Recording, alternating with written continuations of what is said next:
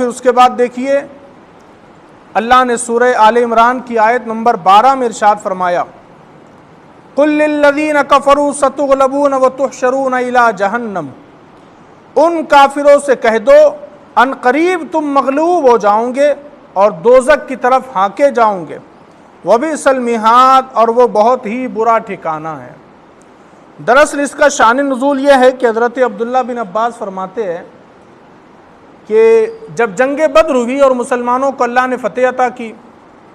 وہ مثالی فتح تھی مسلمانوں کے لیے بھی، پہلی مرتبہ کسی باقاعدہ جنگ میں مسلمان لڑ رہے تھے، اور 313 مسلمان تھے اور سامنے 950 1000 کے قریب کافر تھے،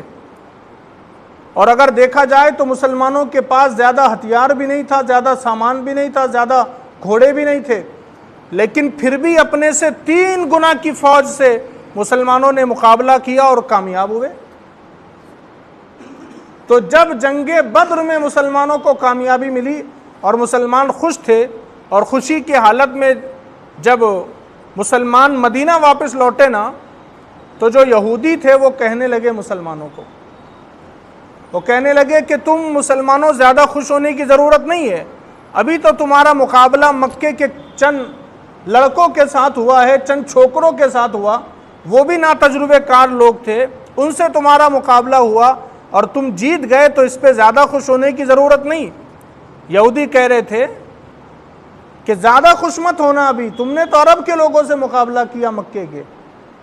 انہوں نے کہا جب تمہارا ہم سے مقابلہ ہوگا تب ہم تمہیں بتائیں گے لڑائی کیا ہوتی ہے۔ تو انہوں نے مسلمانوں کو دھمکیاں دی اور کہا کہ تم بدر میں کامیاب ہو کر کے زیادہ اچھلنے اور خوش ہونے کی ضرورت نہیں، جب ہم تمہارے مقابلے میں آئیں گے تو تم کو پتہ چلے گا مقابلہ کیا ہوتا ہے۔ تب اللہ نے یہ آیت نازل کی اور کہا اے حبیب ان کافروں سے کہہ دیجئے ان قریب تم مغلوب ہو جاؤ گے، یعنی کہ یہ یہودی جو کہہ رہے تھے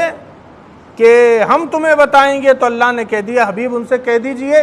جب وہ وقت آئے گا تو تم ناکام ہو جاؤ گے، مغلوب ہو جاؤ گے تم، ہم تم پر غالب آ جائیں گے۔ اور ہوا بھی ایسا ہی، چند ہی سال گزرے تھے تو پورے مدینے کے یہودیوں کو مدینے سے نکال دیا گیا، اور پھر وہ جہاں جہاں جاتے تھے ان کا پیچھا کیا جاتا تھا۔ تو اللہ نے جو